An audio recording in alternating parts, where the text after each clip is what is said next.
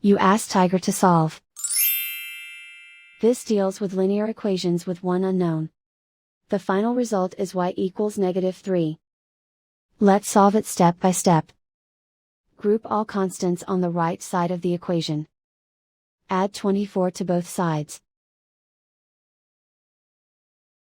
Simplify the arithmetic.